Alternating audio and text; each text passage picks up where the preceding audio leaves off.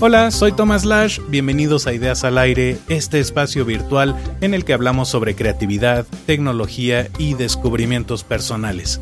Síguenos en redes sociales, en Facebook estamos como Ideas al Aire Podcast, en Twitter nos puedes encontrar como @ideasalaire o si prefieres Instagram estoy como thomas.lash. También puedes encontrar todos los enlaces relevantes en mi página web www.thomaslash.com o en las notas de este podcast. Y por supuesto, si te gustan estos contenidos, suscríbete desde Podcast App o desde Spotify, Spreaker, Google Podcast, YouTube o cualquiera de tus plataformas favoritas. Puede ser iVoox, Stitcher, iHeartRadio, TuneIn, Pocket Cast, Mixcloud y muchas más. Por cierto, no olvides nuestro lema: menos reactivos y más creativos. Empezamos. Hola Jonathan, ¿qué tal? Bienvenido al podcast de Ideas al Aire. Hola Tomás, muchas gracias por la invitación. Te acabo de conocer, pero fue algo muy interesante. Uno de mis alumnos, Jorge Sumaya, me pasó tus datos porque tú tienes un podcast y pues bueno, a raíz de eso surgieron preguntas de, oye, ¿me puedes enseñar a hacer ciertas cosas del podcast? Y por supuesto, con muchísimo gusto. Gracias. Y me metí a investigar un poquito lo que haces y me latió muchísimo toda esta vibra que traes, todo el tema del desarrollo y potencial humano. Y pues bueno, cuando hablamos te pregunté si había posibilidad de entrevistarte, accediste inmediatamente. Con gusto. Y también acabamos de grabar una entrevista en la que tú me entrevistaste a mí. Entonces yo voy a salir en tu podcast y tú vas a salir en el mío, ¿no? Y ya lo escucharán, Sí, exacto. Y bueno, nos la pasamos súper bien. Entonces, bueno, vamos a empezar el podcast que trata mucho sobre creatividad, tecnología y descubrimientos personales. Entonces, primero me gustaría que te presentaras. ¿Quién es Jonathan Barrios? ¿Cómo fue tal vez que llegaste a hacer esto del desarrollo humano? Y ya después seguimos con el tema de la creatividad. Pues mira, yo creo que de manera profesional puedo decir que yo soy publicista de profesión y el camino no me llevó al desarrollo humano. Siempre quise el desarrollo humano. El problema es que no vi una licenciatura en desarrollo humano, que si existiera lo estudiaría sin ningún problema. Lo curioso fue que en el segundo año de publicidad estudié. Me di cuenta que había una licenciatura en desarrollo humano. Dije, chin, pero ya estaba metido. Muy tarde, no es cierto. Fueron oportunidades de corregir el rumbo. Pero fíjate, lo curioso, antes de meterme a publicidad, yo me di un año sabático entre la prepa y la universidad. Eso es lo que deberían hacer todos. Porque yo estaba como indeciso, decir, a ver, o me voy a psicología, que me fascina, o me voy a comunicación. Entonces yo dije, a ver, psicología tiene unos peros. Para mí las carreras de psicología en ese entonces eran muy a la tendencia del psicoanálisis y al conductismo. Y dije, yo no quiero ni psicoanálisis ni conductismo, quiero humanismo. Me encanta el humanismo. Todavía no había surgido... Martin Seligman. Martin Seligman yo creo que, a ver... No habían surgido todos estos grandes pensadores que decían, se puede enfocar esto de manera positiva. Claro. Lo que pasa es que, a ver, ellos son más cognitivos conductuales. Exacto. ¿no? Hay sociales, hay clínicos, pero... humanistas son muy pocos, ¿no? Entonces, a mí me surge esta inquietud de decir, no me quiero aventar luego, porque no me quiero arrepentir. Ahí te va un poco. Resulta que en la prepa me doy este año sabático para pensar bien en qué quiero, pero mi papá me dijo, haces el examen de admisión a esa universidad y les pedimos que te esperen para el siguiente año. Que esa es una muy buena opción. Pero lo vas a hacer. O sea, nada de que después lo hago. No, lo vas a hacer. Porque él quería tener como esa seguridad de que no iba a dejar la universidad. Entonces, bueno, lo hago, paso, me quedo en esa universidad y les digo que el próximo año me inscribo. Y me respetaron ese año. En ese año yo estudié dos cosas. Una carrera técnica en fotografía. Cuando se revelaba, cuando metías tema de cuarto oscuro y fotografía de verdad para los valientes, ¿no? Sí, no me la fotografía encantaba. de sí. Me fascinaba el rollo, revelar, meterme al cuarto oscuro con mi Walkman en ese entonces, y escuchar música mientras revelaba. Pero a la par estudié un diplomado en desarrollo humano. Eso fue allá, para los que nos están escuchando en otro país, estado, estamos aquí en la Ciudad de México y en una zona del sur, que es San José Insurgentes. Ahí estaba la sede de la Universidad Iberoamericana de diplomados. Y ahí estudié el diplomado. Digamos que yo era el único chavito de 18 años. Todas las demás, digo todas porque todas eran mujeres, estaban arriba de los 30 y tantos, 40 años. Siempre me decían, ¿qué es aquí, hombre? debes estar en el antro. No eres la mascota del grupo o algo así. No, al contrario, ellas se asombraban mucho porque yo aprendía de ellas. O sea, ellas hablaban de temas de divorcio, de abuso, de trauma, de problemas matrimoniales, de problemas con los hijos, y eso me ayudaba muchísimo. Yo creo que la riqueza femenina me aportó bastante, y sobre todo ese aprendizaje. A partir de ese momento, y fue especial, un maestro que yo tuve en el diplomado. Haz de cuenta que estabas viendo a Sigmund Freud, Ajá. pero en guapo, ¿sabes? De este cuate que se sentaba, solamente con 3 palabras ya te hipnotizaba. Entonces yo veía qué impacto tenía en las mujeres, lo que provocaba en ellas, pero sobre todo la congruencia a la cual se vivía. Yo dije, yo quiero esto, yo quiero dedicarme a esto. Como no había una licenciatura en el tema de psicología, me metí a comunicación, terminé el diplomado, terminé esa carrera técnica en fotografía. Dije, ok, no importa la carrera que estudie, lo que va a importar es la maestría en desarrollo humano, que es la que quiero estudiar. Claro. Entonces, en ese lapso de año, digamos que enfrente de mi escuela de fotografía estaba una casa de casting. Yo conocí a un productor y fue a hacer un casting para un comercial de televisión y lo volví a ver saliendo de esa casa de casting. Me acerqué a él corriendo y le dije, oye, dame chamba, ¿no? Dame trabajo. Y me dijo, sí, claro, por supuesto. ¿Qué te parece que mañana me traes un book de tus fotografías y se lo presentamos a mis jefes? Para no hacerte cuento largo, me quedé trabajando casi 5 años. En los inicios, al yo ver toda esta escena de cómo se hace un comercial de televisión, iluminación, cámaras, modelos, luces y aplausos, todo este asunto, yo dije, wow, esto quiero dedicarme. Uh-huh.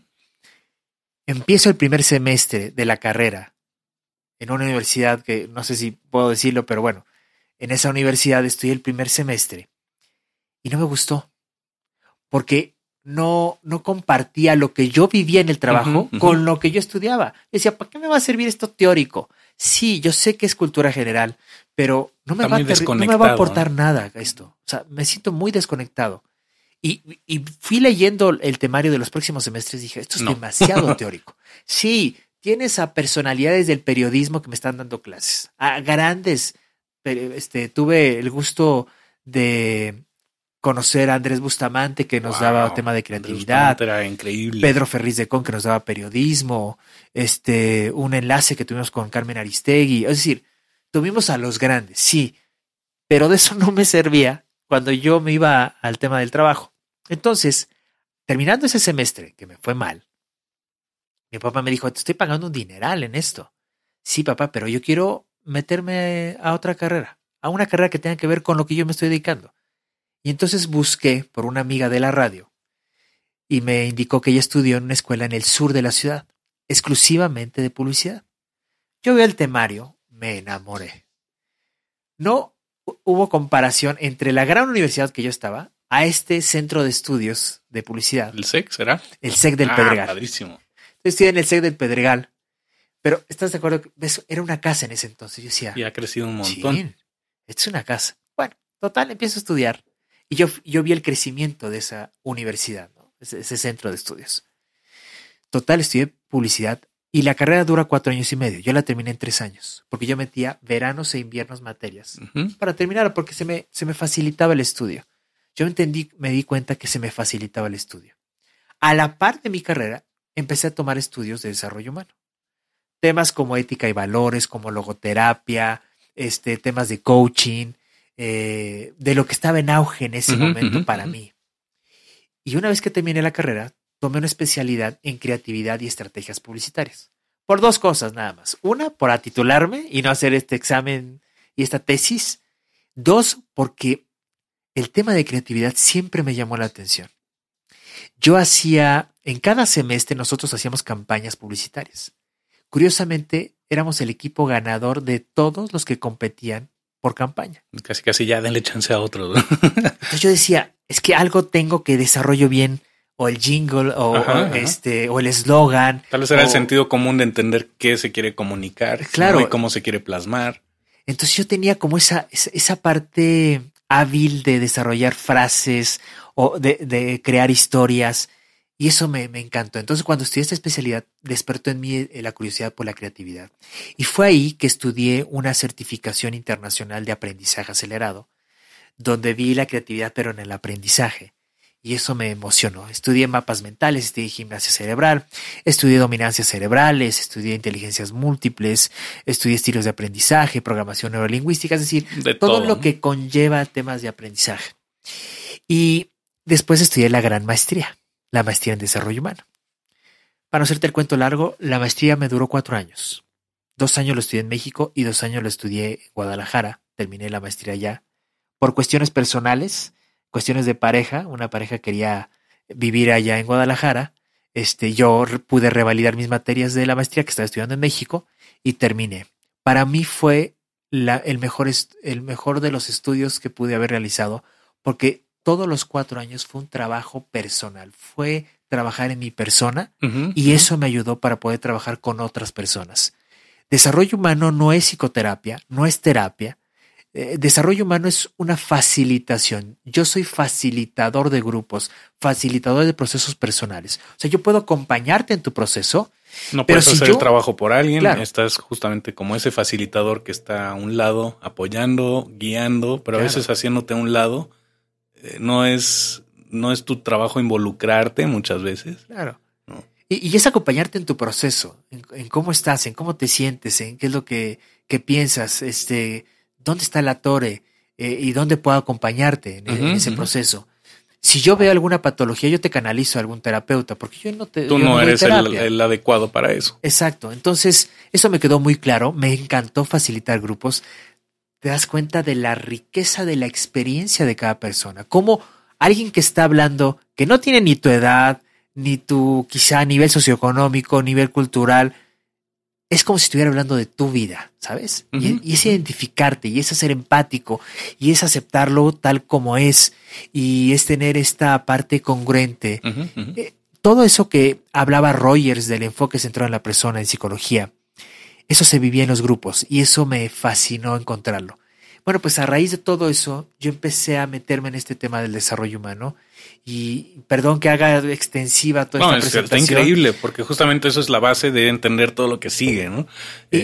Para poner en contexto, claro. Aquí nos estamos grabando, hay cantidad de libros increíbles, algunos de ellos sí los he leído, muchos, y yo veo que aquí esto es una búsqueda increíble de tu parte de desarrollarte como persona, de realmente buscar muchos puntos de vista diferentes. Y habla totalmente de esta congruencia que tú tienes como persona, de justamente buscar la empatía con otras personas, aprender de ellos, colaborar con ellos, guiarlos, ser el facilitador y no ser el protagonista que quiere cambiarlos o quiere cobrar por un curso para embolsarte un dinero y no importa el resultado, sino realmente es una búsqueda genuina de hacer un cambio en otra persona. Yo creo que los que estamos al frente de un grupo estamos como muy latentes a la congruencia, ¿sabes? A mí me pasa que yo hablo de comunicación y cuando en esa etapa de mi vida no estoy bien en la comunicación, mejor me detengo. Mejor ya me detengo un poco a dar esos talleres o ese módulo en ese diplomado para decir, primero trabaja en ti y eso va a aportar mucho a lo que puedas dar, ¿no? Entonces siempre estoy como muy latente a trabajar en mí, a saber qué pasa. Yo puedo decir, soy empático, pero para mí la empatía es esta capacidad de estar con el otro sin perderme de mí. Ok. O sea, estoy contigo, pero no me pierdo de lo que me está pasando a mí cuando estoy contigo. ¿Qué es lo que le pasa a muchos que estudian psicología, que de repente se pierden o adquieren todas las patologías que están estudiando, por supuesto, ¿no? Hay muy buenos videos en TED de... Pues no sé, un semestre es menopausia. Sí, por supuesto. Y todo uno se mete en rollos de enfermedades mentales, porque obviamente pues son cosas fuertes, ¿no? Y a veces no sabemos cómo canalizar eso. Y aquí no es el objetivo, sino canalizarlos con quien tengas que canalizarlos y ayudarles en su camino. Mira, justo ahorita que estás hablando, en desarrollo humano yo vi un pero. Yo dije, aquí hay algo que no me gusta. Hay muchos charlatanes también en ese aspecto. Bueno, a ver, en México y en otros países siempre vamos a tener gente improvisada. Gente que lee un par de libros y ya quiere dar cursos y ya quiere manejar grupos. Y eso es delicado porque en el desarrollo humano estamos trabajando con la persona, con la vida, con la experiencia de otra persona. Esto que me asombra cuando la gente, curso de autoestima, curso de inteligencia emocional, o sea, estás trabajando con emociones, estás trabajando con cosas muy personales que no cualquiera se lo puede dejar. Hoy en día estamos en este auge de los grandes gurús, claro, ¿no? De estos cuates que ya te dicen qué hacer, cómo pensar, tus qué consejos reaccionar. de vida. Y dices, wow, primero qué valiente pareciera eso. Y vaya que la vida siempre te coloca como esos detalles de decir, ok, eso que tú hablas, vamos a ponerlo a prueba. Creo que la vida siempre te pone a prueba. Sí, por supuesto. Ciertas cosas mientras no estás bien parado. Pero, a ver, el desarrollo humano lo que tenía, y eso es algo que yo siempre critiqué, facilitábamos grupos, facilitábamos procesos personales, pero me di cuenta que había una tendencia a facilitar procesos dolorosos. Okay. Ahí te va. Estábamos en el grupo y un cuate. Quiero platicar un poco de mi vida. A ver, ¿qué me puedes platicar? Miren, yo les quiero decir que me siento muy bien. La comunicación con mis hijos es excelente. La relación de pareja ahorita es muy amorosa, muy cuidada, muy cariñosa, de mucho respeto. En el trabajo me está yendo increíble. He ganado 2 proyectos, me han ascendido, he tenido un incremento de sueldo. A nivel de salud me hice el check-up y realmente todo salió perfecto.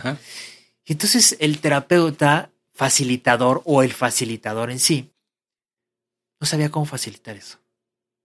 Si te duraba la facilitación 5 minutos, era mucho. Y decía, esto está raro. Pero después hay un compañero que decía, bueno, pues yo quiero decir que me estoy divorciando. Pasando por un proceso terrible con mi esposa. ¿Te gusta que facilitaron a esa persona que se estaba divorciando 1 hora y al otro solamente 5 minutos? Entonces yo decía algo, a ver, la balanza está mal balanceada y nos estamos yendo por el que está mal y patológico, cosa que ya no es desarrollo humano, ya es psicología clínica. Ya es tratar un síntoma. Exacto, ya es meternos a un problema y no al potencial de la persona. Correcto. Que es al inicio cuando se crea el desarrollo humano. Yo dije, aquí hay algo más raro. O estos, por ser psicoterapeutas, ya están influenciados por ver esa patología, ese problema, o no tienen las herramientas suficientes para facilitar los procesos positivos, óptimos de la persona. O tal vez incluso nunca se han cuestionado el qué pasaría si le ayudo a convertirse todavía en una mejor persona. Claro, es que ahí viene el problema y eso es algo que yo me enfrenté en estos, por lo menos, 15 años. A ver, yo creo que los psicólogos y psicoterapeutas ven el problema y no ven a la persona de forma integral. Los médicos a veces caen en la misma trampa, ¿no? De ver únicamente una hoja en donde vienen todos los detalles clínicos del paciente y no toman en cuenta la persona y todo lo que rodea Por supuesto, a esta todos persona. los factores que pueden influir en la enfermedad. Pero lo curioso es que ellos se enfocan en ese problema. Entonces, dejaron un mercado que ahorita lo ha ocupado el coaching, en donde el coaching te dice, bueno, ¿estás bien? La pregunta es, ¿quieres estar mejor? Entonces te llevo del punto A al punto B. Y te hace codependiente o dependiente muchas veces de algún proceso, de algún programa, de algún tipo de cosa. Y como todo, eso para mí es moda. Va a pasar. Antes era programación neurolingüística, ahora es coaching, ahorita es biodiscodificación y al rato va a ser XXXXXX. ¿Por qué digo que es moda? Porque estos cuates cobran carísimo. El coaching se cobra caro. Muchas veces te dicen lo que ya sabes, pero necesitas a alguien que te lo diga. Claro, pero el coaching, así sencillo se los puedo decir, es el arte de hacer preguntas. Sí, correcto. Porque el cliente es el que tiene las respuestas y tú acompañas al cliente haciendo las preguntas adecuadas para que el cliente busque sus propias respuestas. Lo curioso es que se ha confundido, porque hoy en día vemos en televisión, en radio, les presento al coach fulano de tal que nos va a decir 7 pasos para ser felices. Ya la regaste, mano, porque ni eres coach. Ni estás haciendo las preguntas correctas. Ni me interesa tus 7 pasos para ser feliz, porque cada uno va a buscar su felicidad de la manera que lo tenga que buscar. Entonces hay una distorsión del tema del coaching. Bueno, ¿por qué hablo de todo esto? Porque entonces me llevó a estudiar lo que es la psicología positiva, que es un movimiento dentro de la psicología desarrollado por Martin Seligman, y otros investigadores como Mihaly Csikszentmihalyi, como Christopher Peterson, Barbara Fredrickson. Ya me mencionaste que, has tomado cursos con varios de ellos, ¿no? Tuve el gusto de estudiar con ellos, a veces en línea, a veces a distancia, a veces en congresos, pero tuve la posibilidad de conocerlos, vaya, de decir, wow, o sea, he seguido tu trabajo, he leído tus libros y estás aquí en persona. Y lo que pueda conocer de ti, lo que pueda aprender de ti ha sido maravilloso. Bueno, pues resulta que yo dije, ok, lo que le falta al desarrollo humano es esta parte positiva. Que la parte positiva no es la parte ilusa, no es la parte rosa, es la parte del optimismo. Y el optimismo, si buscamos la raíz, viene de optimizar. Claro. Una persona optimista es una persona que optimiza sus recursos, pocos o muchos, pero puede optimizar sus recursos. Entonces, el optimista es esta persona que está buscando qué puede hacer con lo que tiene en ese momento. Entonces, a mí me gustó que ahí sí hablan de ese potencial, que el desarrollo humano se perdió en el camino. En algún aspecto del camino se perdió. Y que tuve la oportunidad de entrevistar a estos grandes del desarrollo humano y preguntarles afuera de micrófonos, o creo que a algunos se los pregunté en la entrevista, y les dije, a ver, ¿qué pasó? Que pareciera que aplaudían a aquellos grupos de crecimiento, que eran estos grupos en donde se sentaba la gente a platicar su experiencia. Parecía ser que los que salían llorando era como, wow, qué facilitación de grupo, ¿eh? Los que más lloraban, los más catárticos, eran los que... Sí, por otro lado, el protagonismo tanto de quien ejerce, ni siquiera es facilitación muchas veces. Y digo, hay coaches muy buenos también, hay que mencionarlo. Por supuesto. Hay coaches que saben hacer muy bien su trabajo, nada más que se ha desvirtuado, se ha devaluado tal vez, o se ha diluido. Entonces, esta maraña de modas, de tendencias, que justamente tienes a los grandes, ¿no? Desde programación neurolingüística, y también tienes a los que aplican eso, pero no saben ni lo que están haciendo, ¿no? Por supuesto, pero también hay que conocer la historia. Siempre digo, mira, yo tengo 3 fortalezas para mí básicas. Amor por el aprendizaje. Siempre estoy aprendiendo, siempre estoy estudiando algo. Es un sinónimo de creatividad desde mi punto de vista. Estoy estudiando algo, o sea, no hay momento en que no estudie. Siempre me despierta algo. Si estoy leyendo algo, menciono a un autor en algún libro y lo busco. Mira, este autor, me pierdo un poco porque también soy eso está padrísimo. Disperso, ¿no? Y otra vez regreso a la lectura. Pero me lleva a imaginar, me lleva a conectar, me lleva a hacer conexiones. Y digo, por aquí puedo llevar este tema o este capítulo o este tal módulo. Entonces me conecta. Y lo curioso de todo eso es que al ver estas conexiones me lleva a la curiosidad. Soy muy curioso. Soy muy observador. No por nada estudié lo que es la expresión facial. Me gusta observar, a ver, qué emoción está emitiendo, qué relación tiene con la palabra que hace, cómo se mueve tal persona. Es congruente, no es congruente. Exacto. Entonces soy muy curioso, soy muy observador. Tan es así que me puedes invitar a un bar, a un restaurante, y me puedo pasar toda una hora observando. Es divertidísimo. Esto es lo que hago. Entonces, yo tengo esa parte introvertida. Mucha gente dice, pero ¿cómo puedes ser introvertido, hombre, si das conferencias, he estado en el Teatro Metropolitan dando una conferencia. Son prejuicios de alguna forma. O talleres. Yo soy introvertido. O sea, después de bajarme del escenario, soy introvertido. O sea, no me cuesta trabajo entablar una conversación, relacionarme con la gente. Tampoco soy que sea tímido, que timidez para mí es una baja autoestima. Claro. Introversión es una forma, sí me relaciono, pero buscas hacia adentro, pero llega un momento en que ya quiero estar solo, claro. quiero estar conmigo. Entonces, lo curioso de todo esto es que esta parte curiosa, esta parte de amor por el aprendizaje, me ha llevado a conocer más cosas. Y cuando yo te hablaba de esto del desarrollo humano, que me pasé a la psicología positiva, es porque quería ver realmente ese potencial y tener estos dos balances. Acompaño desde el dolor, porque el dolor cómo te enseña y cómo te fortalece. Y cada trancazo que te metes es decir, hey, eso te enseñó mucho. O sea, sácale jugo a ese dolor, ese sufrimiento como el cual decimos. Supéralo a través de hacer algo al respecto y no rumiando para que se desaparezca automáticamente, ¿no? Y yo creo que el desarrollo humano, más allá de desarrollar el potencial, también te ayuda a contactar la vulnerabilidad. Y mientras no contactemos la vulnerabilidad, vamos a seguir en la soberbia, en la ignorancia, muchas veces en la ceguera emocional. Y yo te puedo decir que en los 4 años de la maestría en desarrollo humano yo contacté la tristeza. Cosa que no te la esperabas, ¿no? O contacté el enojo. Porque en mi casa había 2 cosas. No te enojes, porque el que se enoja, pierde. O si vas a llorar, vete a llorar al baño, que nadie te vea.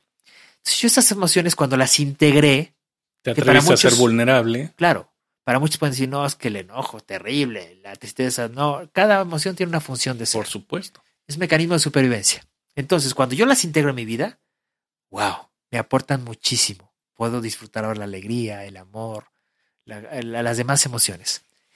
¿Por qué te menciono todo eso? Porque todos los estudios que yo he hecho los he hecho para mí, para mi trabajo personal. Y eso es algo que he disfrutado a lo largo de mi vida y lo seguiré disfrutando. El desarrollo humano es como la columna vertebral de mi profesión. De ahí se puede integrar la psicología positiva, el coaching, el tema de aprendizaje acelerado, todo el tema de análisis transaccional, de relaciones interpersonales, de comunicación. O sea, hay muchos temas que puedo Y el abordar. centro es siempre desarrollo humano. Y siempre desarrollo humano, porque siempre me lleva a verme a mí. Siempre me lleva a cómo estoy yo.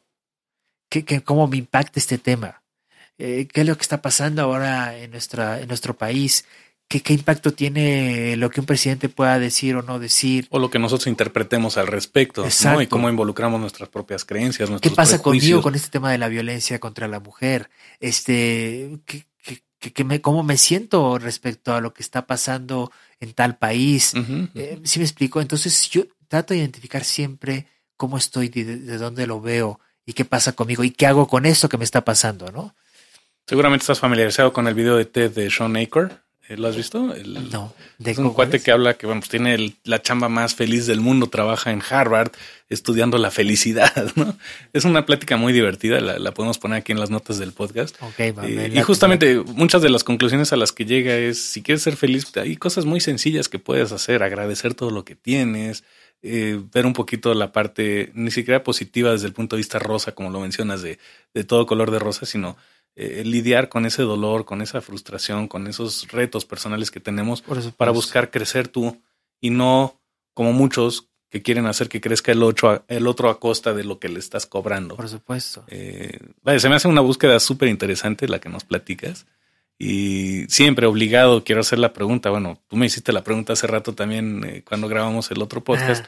¿Para ti qué es creatividad? O sea, es algo exclusivo de artes, es una búsqueda personal, es una habilidad. ¿Qué es para ti la creatividad? Para mí la creatividad es una fortaleza. Para mí la creatividad es una habilidad. Para mí la creatividad es una destreza, es un talento. Para mí la creatividad es un valor. En realidad yo la puedo mezclar con la curiosidad. Mira, no sé quién es el autor de esta frase, pero me gusta ver como la creatividad como la capacidad de dar solución a los mismos problemas, pero de una manera diferente. Okay. Vamos a tener los mismos problemas. Yo creo que los adolescentes de ahora viven más o menos los problemas que vivíamos nosotros como adolescentes, nada más que ahora tenemos que buscar una solución diferente. Los papás tienen que educar de una manera diferente a sus hijos, los de ahora, los chavitos de ahora, los adolescentes de ahora, los niños de ahora. Llámale como quieras de generación, porque todos tenemos diferentes tipos de generación. Creo que todos compartimos las generaciones que las cuales vivimos. No, los retos, los problemas humanos, los problemas de potencial de crecimiento siguen siendo en esencia los mismos. Exacto. Y sin embargo, en el fondo es tal vez la misma búsqueda, la misma problemática, tal vez a resolver desde otro punto de vista, desde otro enfoque, desde otra visión. Desde otra visión, exacto. Y yo creo que para mí la creatividad va pegado de la curiosidad. Okay. Para mí es esta frase que dice ver donde todos han visto, pero observar lo que nadie ha observado. Exacto. ¿Sabes? Esa es la curiosidad y la creatividad que están haciendo, porque lo que estoy viendo me está generando una idea y por lo tanto algo tengo que hacer con esa idea. Para mí la creatividad tiene que ver con el orden. Uh-huh. Yo lo aprendí de mi maestra, que es Hilda Weisburg, en la cual me dijo, es que creatividad sin orden es locura. Totalmente de acuerdo. Y sí, sí, a veces culturalmente mezclamos que este es un loco, pero en realidad estás hablando que es un creativo. Para mí la locura... te fumaste para tener esa idea, no tiene nada que ver, ¿no? Claro, no tienes que meterte algo para ser creativo. Es decir, no tiene que haber algo externo para ser creativo. Creo que la creatividad es interna. Totalmente de acuerdo. No es externa. Y mucha gente nos quiere vender que la creatividad es externa. mucha gente nos quiere vender que si no tienes el nuevo teléfono o la computadora no vas a desarrollar ta creatividad. No es cierto, la creatividad siempre es interna, va de adentro hacia afuera. Pero lo curioso de todo esto es, para mí se despierta la creatividad cuando contactamos esa parte curiosa, esa parte de observación. Creo que la creatividad nace a partir de observar y creo que hemos perdido la capacidad de observar. Entonces, para mí la creatividad viene de adentro hacia afuera. Y lo que tú mencionabas en el podcast, yo lo tengo muy claro en mi vida, que es creer para crear. O sea, para que yo pueda concebir una silla como la que estoy sentado, una mesa, alguien se lo tuvo que imaginar, alguien se lo tuvo que pensar. Entonces, ¿cómo desarrollo yo mi parte creativa? Primero tengo que pensar. Tengo que tener esa capacidad de observar y pensar. Y eso lo aplico a mi vida personal y cuando tengo problemas y cuando tengo adversidades, cuando tengo vicisitudes, es, a ver, detente. ¿Cómo llegaste al problema que llegaste? Siempre me pregunto, a ver, no ves la solución, porque la gente quiere ver la solución luego. No. Primero ponte a pensar, un pasito atrás. ¿Cómo llegaste a donde llegaste? Y además que eres el único responsable de haber llegado ahí. Sí, claro. Y es como siempre le digo a mis alumnos, a ver, si tú te encuentras en un callejón sin salida, la única salida es date la vuelta y ve por dónde llegaste. Claro. Entonces, así es el tema de la creatividad. La capacidad de observar, un Sherlock Holmes, este cuate que observa y ve las pistas. Súper crítico, ¿no? Entonces, yo creo que es eso. Para mí la creatividad es el arte de resolver problemas de una manera diferente. Y esto me lleva a que la creatividad te va a llevar a la innovación. Y te va a llevar a la innovación porque tienes un orden, porque tienes una estructura. Es un método, una disciplina. Exacto. Creo que los creativos de alguna manera tienen que tener cierta disciplina y cierto orden. Pero también tienen que tener ese desorden porque en el desorden nos vamos encontrando. Yo siempre digo a la gente, en el caos te encuentras. En el caos te aterriza para saber dónde hay que colocar las cosas en su propio orden, ¿no?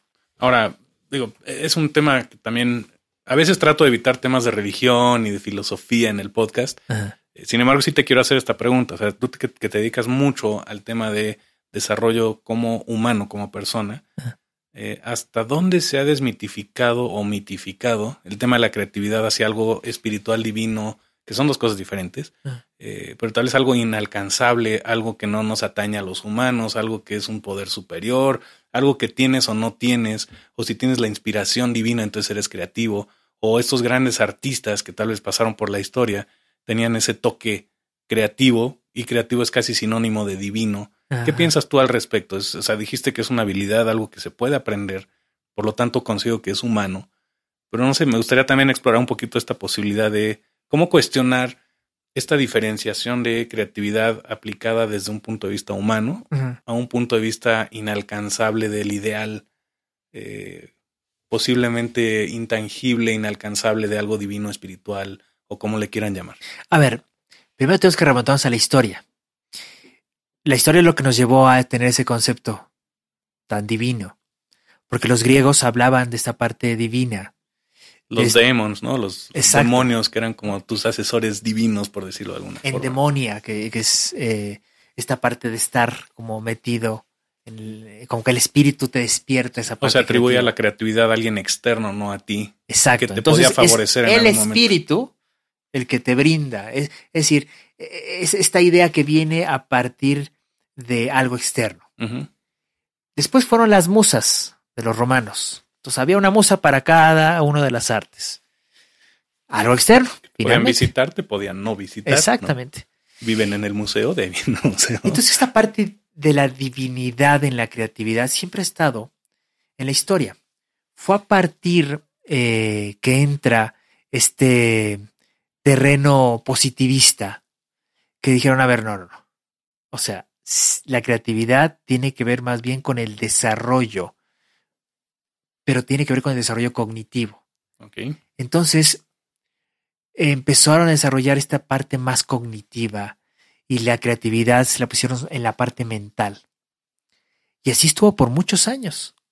Y de ahí surgieron los hemisferios, hemisferio Exacto. derecho, izquierdo, todo este... Tenías Sí, claro, Fue un poquito hasta incluso HBDI de Ned Herman, que es una herramienta fabulosa. Seguramente tú hiciste alguna vez algún test de estos.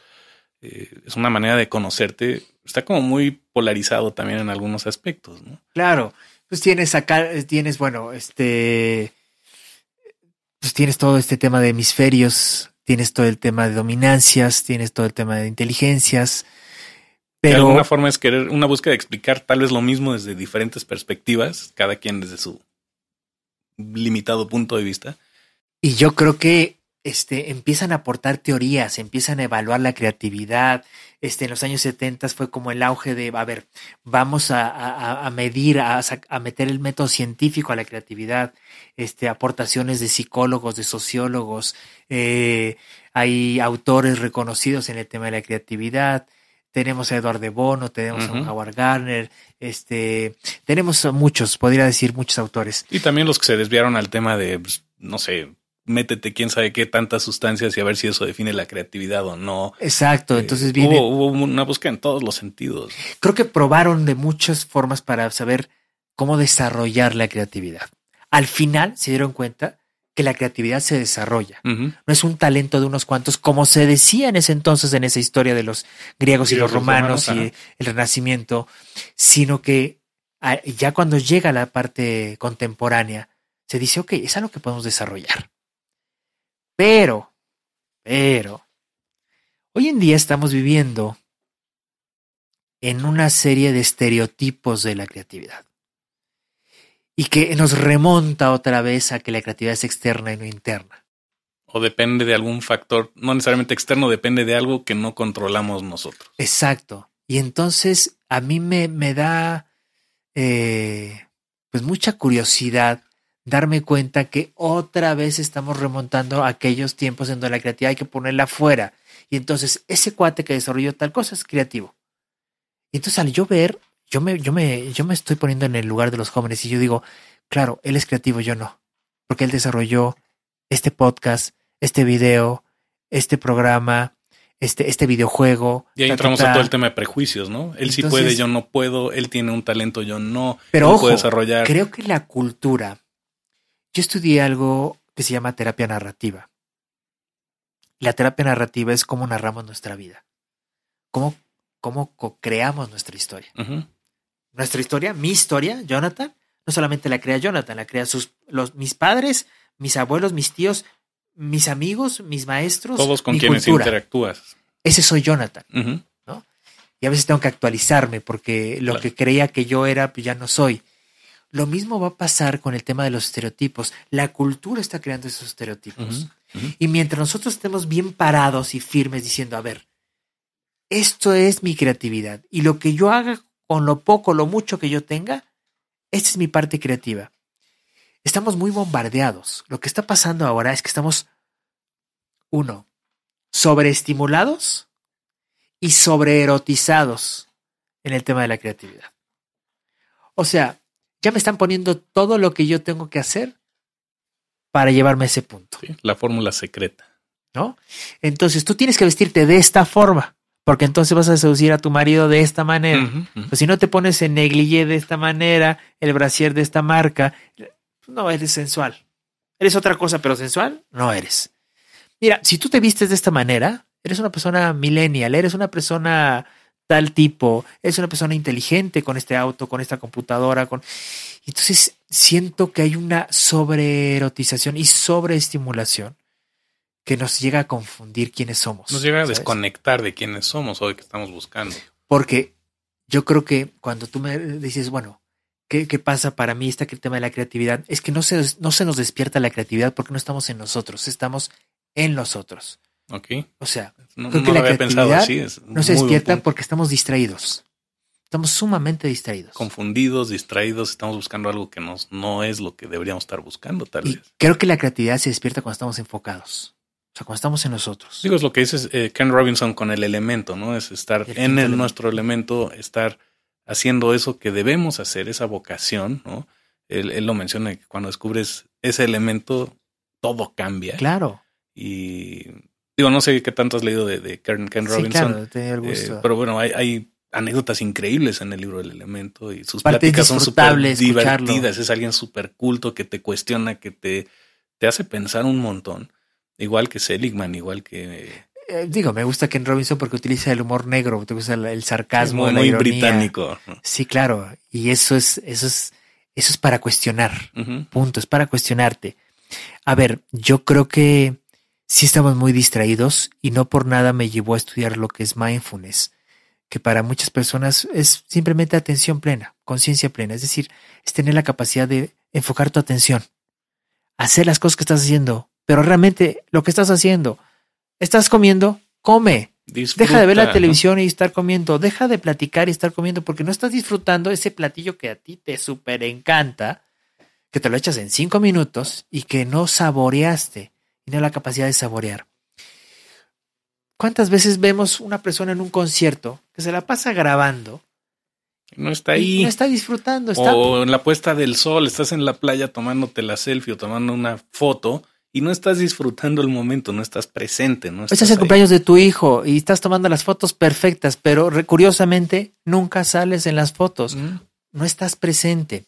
Hay un humorista chileno llamado Coco Legrand. En uno de los monólogos dice: vivimos en una sociedad de presencia ausente. Estamos presentes, pero totalmente ausentes. Uh-huh. Entonces, dentro de su monólogo que empieza a desarrollar, dice: vamos a generar una presencia presente. Tenemos que generar presencia presente. Y eso es lo que siempre les digo para practicar mindfulness, meditación y atención plena. Es: toma conciencia de dónde estás, con quién estás, qué estás haciendo, cómo lo estás haciendo. Creo que para desarrollar creatividad necesitas estar presente. Necesitas estar enfocado, atento, porque las ideas, las oportunidades pasan. Y si no estás atento, se te perdió esa idea. Se te fue esa idea. Y también creo que es importante mencionar que no debes estar relajado, ¿no? Csikszentmihalyi menciona eso del flow. ¿No? Tienes que estar en una situación en la que no estás totalmente bajo control. Sí dominas lo que estás haciendo, pero no te debes sentar o sentir en un estado como de confort. Claro. Porque si no, no sucede esta magia de estar generando o gestando algo creativo. Y yo lo puedo ver desde lo que decía Picasso, ¿no? La creatividad te tiene que agarrar trabajando. Ahí eso es. La creatividad no es voy a descansar, que ahorita que me llegue la idea. Que llegue la inspiración, ¿no? No, la inspiración te llega trabajando, la inspiración te llega haciendo las cosas. Y algo que tú decías en el podcast es, claro, lo que pasa es que la gente está esperando a que le llegue la inspiración a ponerse a realizar las cosas. Ponte a realizar las cosas y ahí te va a llegar el perfeccionar lo que estás haciendo, el corregir el camino, pero haz algo, es decir, empieza a trabajar. Y creo que la creatividad se va desarrollando en la medida en que somos conscientes de lo que estamos haciendo. Y también creo que estar conscientes de que no sale la primera, ¿no? Tú me preguntabas hace rato el hecho de, bueno, ¿cómo lidiamos con la frustración? Es un poquito eso, el que... Ensayo y error. Ensayo y error, otra vez iteraciones sucesivas, no es a la primera, no siempre sale bien. Cometeremos muchísimos errores, es abrirnos también a la posibilidad de equivocarnos. Cosa que está muy estigmatizado y por eso Ken Robinson se hizo tan famoso, porque critica frontalmente a las escuelas, ¿no? Casi los compara con un rastro en donde vas a matar a un animal. Así compara las escuelas. ¿Por qué? Porque nos llevan al rastro de las ideas, nos destrozan, a veces nos castran toda la creatividad, en el sentido bien intencionado de quererte convertir en una buena persona, desarrollarte como humano, y en el camino te quitan toda esa, tal vez esa voluntad o esa curiosidad de querer preguntar, de cuestionar, de simplemente querer saber qué está pasando, atreverte a decir a un maestro que está mal porque es otro punto de vista sin que lo tome personal. Es un tema bien delicado, ¿no? Lo que pasa es que yo creo que la educación como está ahorita, en México y en otros países latinoamericanos, europeos, asiáticos, donde lo quieras ver, creo que en realidad nos mata la creatividad. Y yo estoy de acuerdo con Ken Robinson. Creo que tenemos una educación industrializada, en donde así es, y así lo ejecutas, y así lo vas a llevar toda tu vida porque así lo aprendiste. Y hay que regresar a un modelo más orgánico, más de dejar que las cosas sucedan, que sea menos planeado, menos estricto, menos rígido. O sea, es una respuesta que no tenemos. Hace poco, no te lo comenté, hace poco hablé con 2 personas a quienes admiro mucho en el Colegio Suizo. El Colegio Suizo es uno de los colegios más innovadores en México. Ajá. Y están cuestionando cómo pueden hacer las cosas todavía mejor. Eso habla muy bien de alguien que está administrando una escuela. Por supuesto. Y por otro lado es esta búsqueda de decir, a ver, vamos a preparar gente para el futuro, para carreras que todavía ni siquiera se han inventado. Y vamos a definir muy bien un perfil de egreso, que a veces nosotros como humanos no lo hacemos, no queremos llegar a esta versión 2.0, o llegamos casualmente, nos vamos por quién sabe cuántos callejones sin salida, y como dices, hay que regresar tus propios pasos para ver dónde la regaste y qué puedes aprender en el camino, y atreverte a que también no vas a depurarte tú mismo y no vas a encontrarte a ti mismo simplemente por seguir una fórmula que otro aplicó, porque es otro camino. Y no te va a funcionar. Y lo curioso de todo esto es, nosotros vamos construyendo nuestro propio camino. Y creo que la creatividad aporta muchísimo a nuestra vida. Yo no puedo pensar mi vida sin creatividad, porque la creatividad me ha llevado a lugares en donde quiero estar y donde quise estar y donde siempre me imaginé estar, pero también me ha llevado a estos lugares poco desconocidos de mí mismo. Que no sabías que ibas a llegar ahí, o tal vez no querías llegar ahí. Claro. Entonces, creo que la creatividad también te confronta con tus propias creencias, te confronta con tus propios miedos, te confronta con lo que crees que eres. Y es parafraseando a Carl Rogers, es actualizarse a ti mismo. Creo que para poder actualizar lo que crees que eres, lo que realmente eres, necesitas de la creatividad, porque la creatividad te ayuda a ese tema de poder actualizarse constantemente.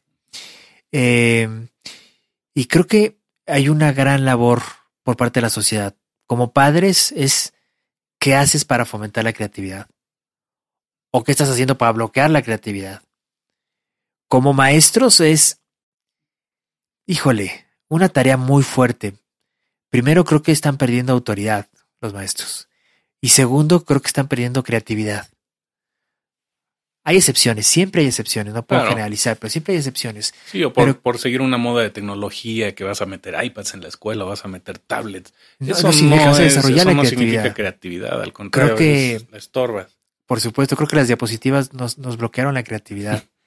Creo que la tecnología nos bloquea mucha creatividad.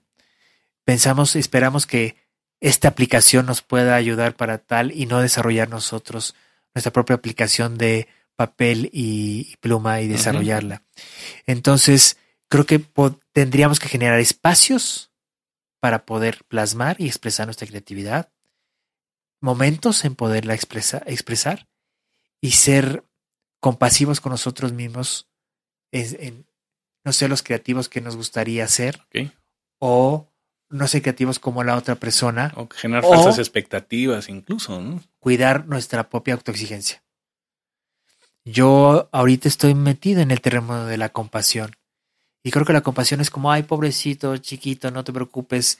Más bien la compasión es un prejuicio. Hey, date cosas bondadosas. O sea, así como te criticas y trátate bien, tonteas cada vez que cometes un error, felicítate cuando haces algo bueno. Incluso cuando te equivocas, felicítate. Y cuando te equivocas, embrace it, como dicen en inglés, ¿no? Haz lo tuyo, sigue adelante, no lo tomes personal. Claro. Y no ser tan críticos con nosotros mismos. Creo que eso nos ayudará a bajar la crítica y poder dar espacios creativos. Creo que eso, para mí, sería como un aporte para desarrollar la creatividad. Y tal vez equilibrarlo con esta objetividad. De que para mí la objetividad no es tener un punto de vista nada más.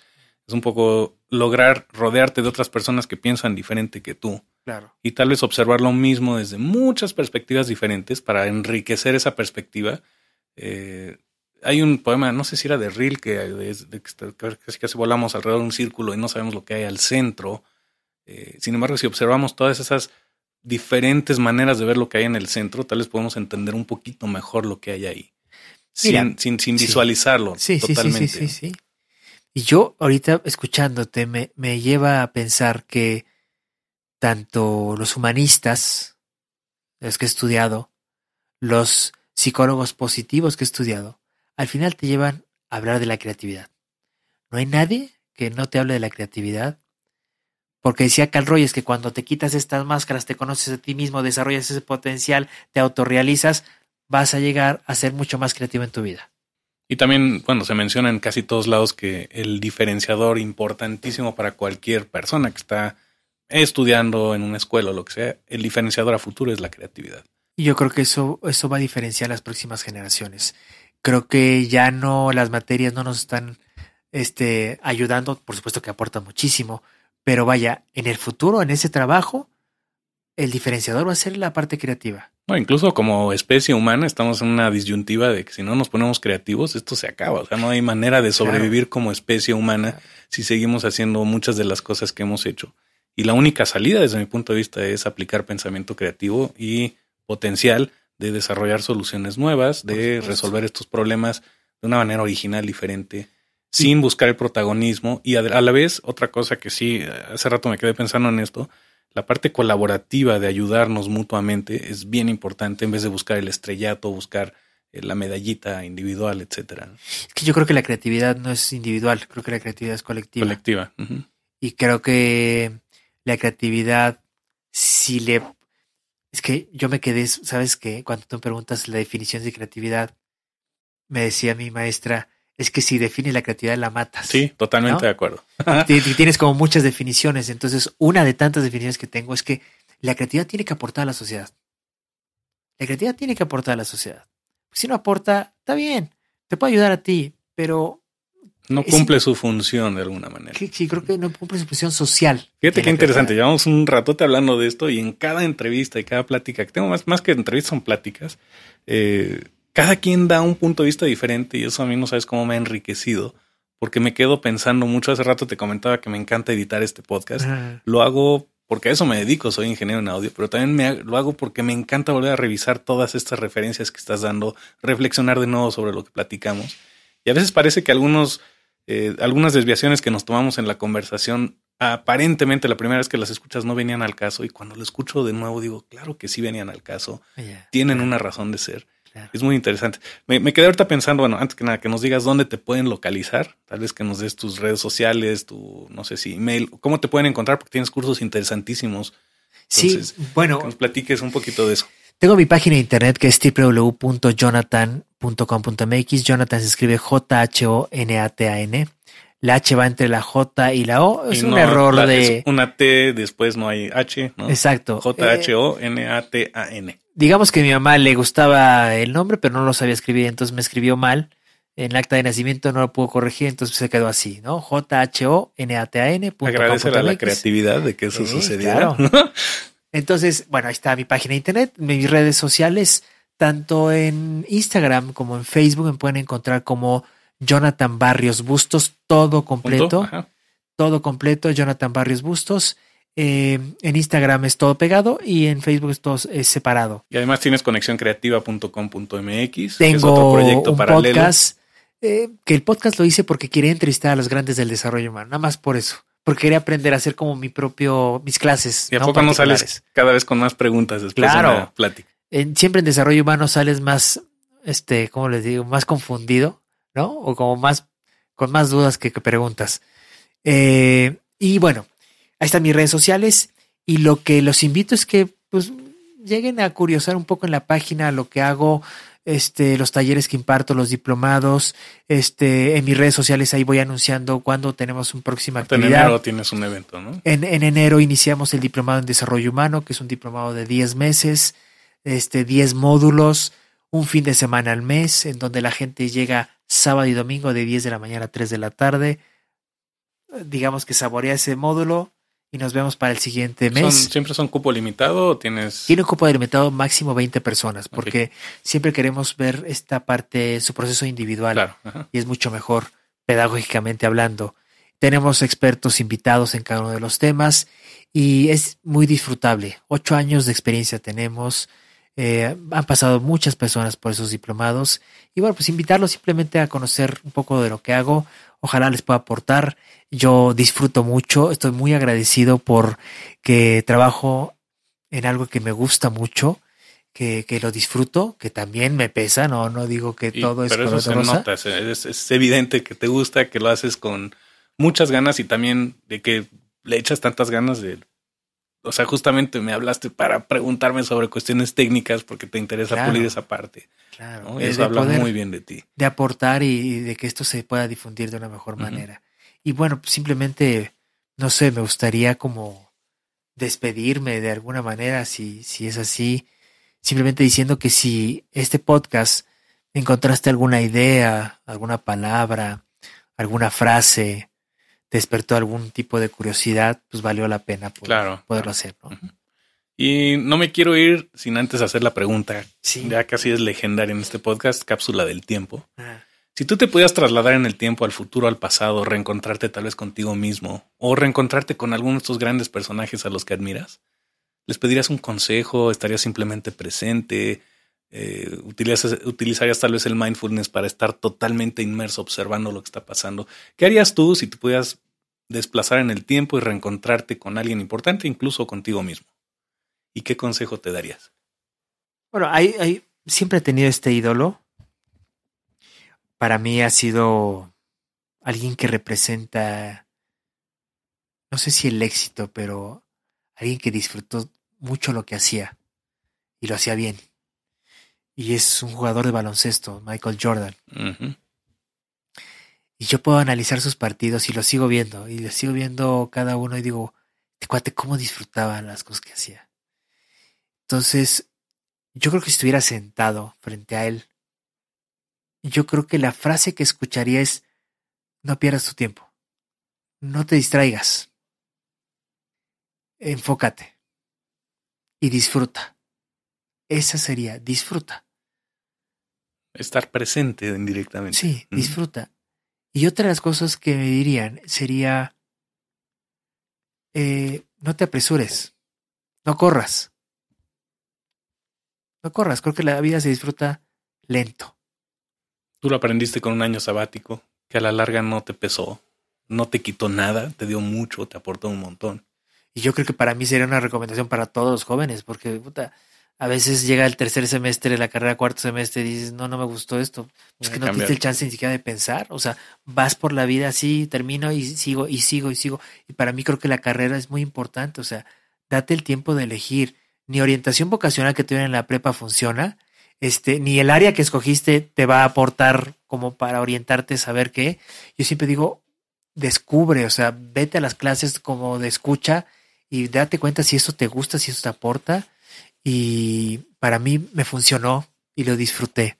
Sí, yo es una recomendación que hago, o sea, debería ser casi obligatorio que en vez de hacer servicio social después de la carrera o al finalizar la carrera, hagas una especie de búsqueda, orientación vocacional, año sabático previo a elegir a qué te quieres dedicar por el resto de tu vida. Claro. Y también es muy peligroso poner tan altas las expectativas de cualquier carrera, decir voy a ser totalmente feliz en esa carrera. Seguramente tuviste tus momentos de duda, yo los tuve muchísimos.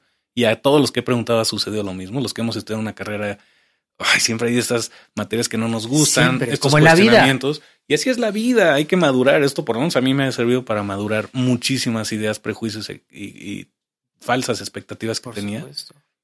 Por querer buscar una felicidad o buscar una plenitud o un crecimiento en lugares en donde no estaban. Claro, es como en todo. Yo creo que en la carrera no vas a encontrar toda la felicidad, ni en la pareja vas a encontrar toda la felicidad, ni en tu trabajo vas a encontrar toda la felicidad. Siempre va a haber cosas que te van a aportar y que las vas a tener que hacer. Y ahí que voy a decir la palabra, lo tienes que hacer, lo debes de hacer. No sé que no te gusta tender tu cama, lavar los trastes, trapear, limpiar, ordenar tus cosas, pero lo vas a tener que hacer porque es parte de la vida. Va a haber cosas que te gusten o no, lo vas a tener que hacer. Pero yo creo que lo disfrutable de esto es, ¿y si en la carrera que estudiaste no te dedicas a eso? También es parte de la vida. La vida siempre te va a llevar, si es que estás consciente de ello, a donde realmente tú deseas trabajar. Yo realmente me asombro cómo la gente lleva tantos años en un trabajo que no desea. ¡Qué terrible! Hay gente deprimida trabajando, hay gente frustrada trabajando. Y digo, qué fuerte ha de ser eso, porque el tomar conciencia de decir, ok, sí, yo estudié contabilidad, pero no me dedico a contabilidad. Yo estudié ingeniería, pero no me dedico a ninguna de las ingenierías. Está perfecto, pero eso que tú haces, eso que te dedicas en este momento, ¿te gusta? ¿Te aporta? Síguelo haciendo. Claro. porque creo que la carrera te da punto de referencia. La gente dice, bueno, pues si la carrera no me aporta, pues no estudio carrera. No, es que es cultura general. Es una estructura muy diferente de concebir la vida. Te aporta herramientas, sea o no que practiques tu carrera en el trabajo, te da herramientas de vida. Y eso es importante, ¿no? Padrísimo. Pues no sé, algún otro consejo que quieras mencionar o algún, no sé, yo sigo teniendo mucha curiosidad del mindfulness porque mucha gente lo confunde con algún tipo de práctica religiosa o vaya, no tiene absolutamente nada que ver, es una disciplina, es una práctica.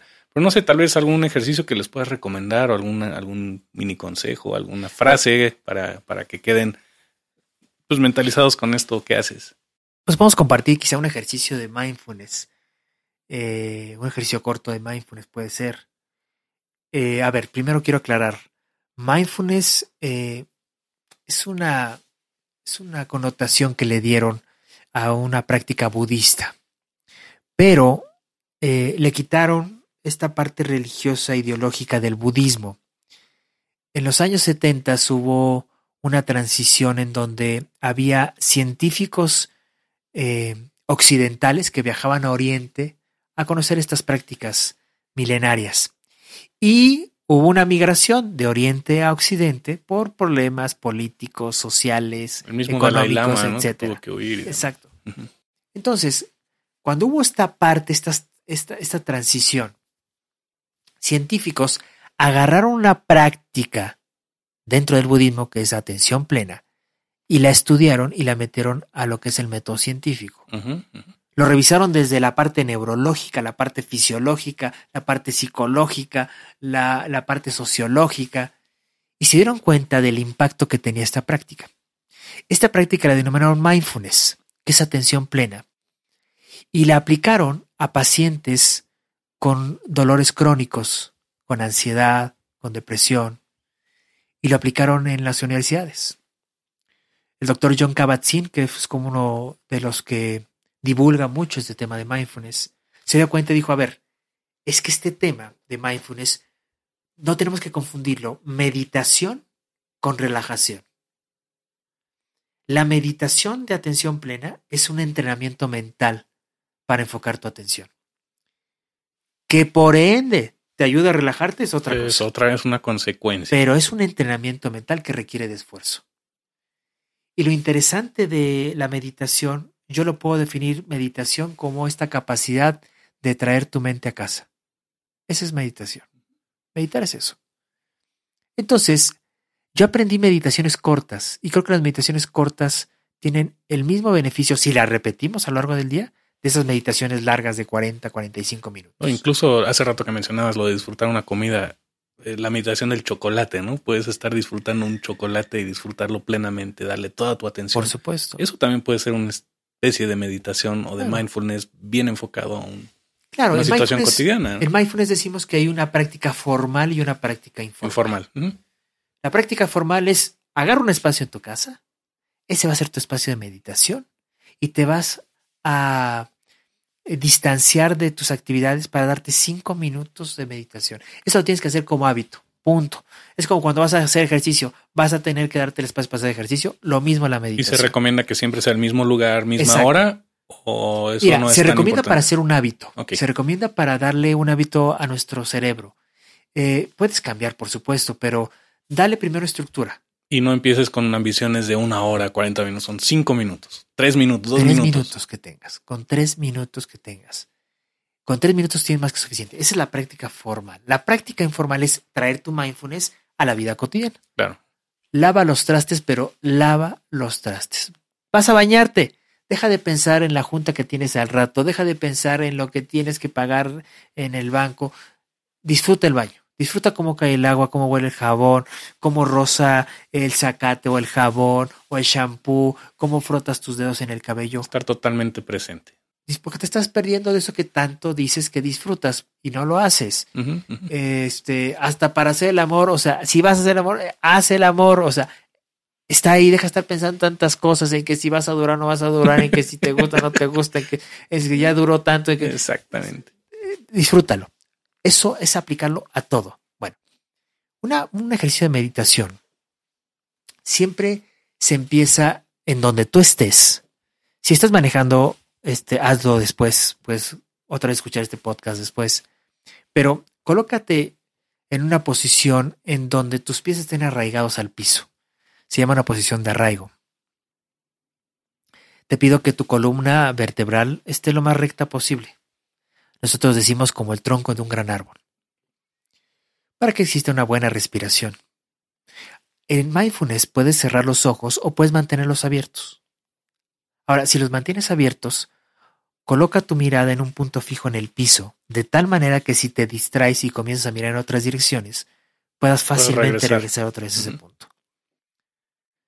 Y estando en esa posición de arraigo, con tus ojos cerrados, o con esos ojos abiertos en un punto fijo, toma conciencia de tu cuerpo en este espacio. Y date el tiempo de identificar cómo te sientes. Ahora, presta atención al flujo de tu respiración. No es necesario que respires de forma especial. Tu cuerpo sabe cómo respirar. Simplemente siente el aire entrar en tu cuerpo cuando inhalas y salir de tu cuerpo cuando exhalas.